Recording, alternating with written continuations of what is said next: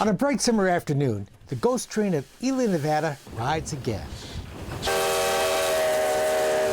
More than a century after it was first built in 1909, engine number 93 rolls through the Nevada sagebrush.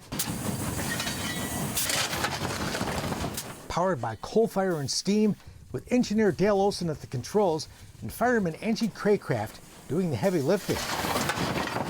Fireman, fire, whatever. I shovel coal. She's the train master. She's my boss. Olson, a retired United Airlines pilot, is among those breathing life into what a Smithsonian Museum official called the best preserved historic railroad in the country, bar none.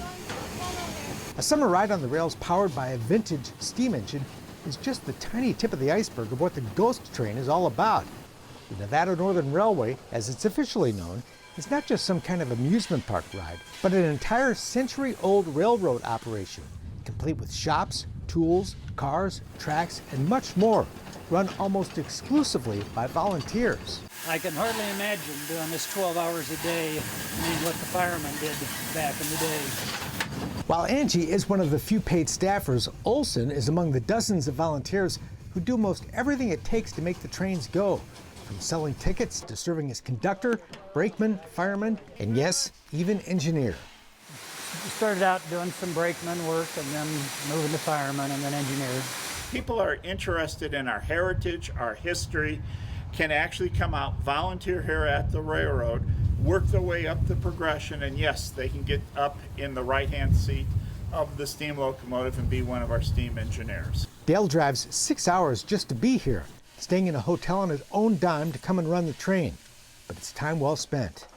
I'm old enough to remember the last of steam on the major railroads, and I never dreamt that I would even get a ride in a steam engine, let alone be able to run one. so it's good. The man who spent a career in the cockpit of America's most sophisticated jetliners can appreciate the antique technology of a locomotive that was the space shuttle of its day. That's one of the things, is that this is 100 years old, and economically it is outmoded, but it still gets the job done. It gets the cars up and down the hill, just not as efficiently as the new stuff does. It's enduring technology. It still works. It does. Works very well. But keeping these engines rolling is a labor-intensive job. Every hour you run it, you got to work on an hour. Probably more than that, probably 3 to 1. That's just because the stuff is so old? No, it's just the way it was built. They did that when it was new. They were doing it new. Yeah. They had big crews working on this. Inside the cavernous engine house, welder Gary North is fixing a stress fracture in the boiler of this railroad's other operating steam engine. Old number 40 was built in Philadelphia back in 1910. But thanks to the daily efforts of a small crack crew of full-time mechanics, the engine runs like a well-maintained classic car. It's probably in better shape than when they were using it all the time. Really? Yeah. Got a lot better oils and lubes and bearing material. The engine house is like a time capsule from a bygone era. It's as if all the mechanics, welders, and the others who once kept the trains running here have just stepped out for lunch. And back in the day, this railroad was a very busy place. We're essentially a ghost of our past. During the day, 32 passenger trains, 60 ore trains, and a couple of freight trains each day left from right here. Hundreds of people worked here, thousands of people took the trains. This was the steam-powered internet of its day. Today, no more than a train a day leaves the station, but just firing up a single steam engine takes an awful lot of work.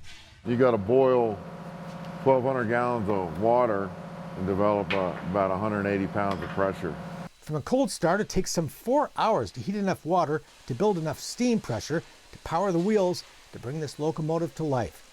In 1910, there was no such thing as sealed bearings, so oiling was and remains a constant job to keep the moving parts lubricated. Having oil around the bearing attracts dirt.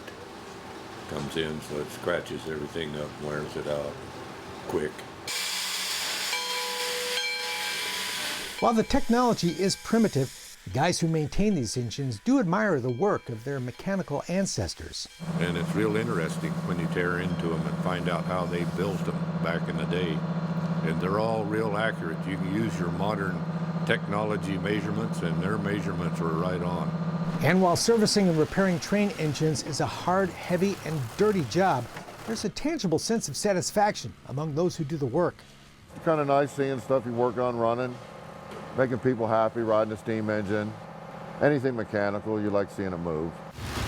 And few people anywhere like their jobs as much as John Henry McDonald. I got lucky. There's not too many places that run steam locomotives, and there's even fewer that'll pay you to do it. 22-year-old John Henry first came here as a 16-year-old on a high school internship program. 6 years later, he works here full-time. And while quick to point out he's still learning, this young man can do most any job here. I work in the shop, I do track work, I'm in train service, I'm an engineer, I'm a fireman, brakeman, and yeah, in the shop I'm just a shop helper. Come on up. He's also quite the tour guide. If that's caboose 3.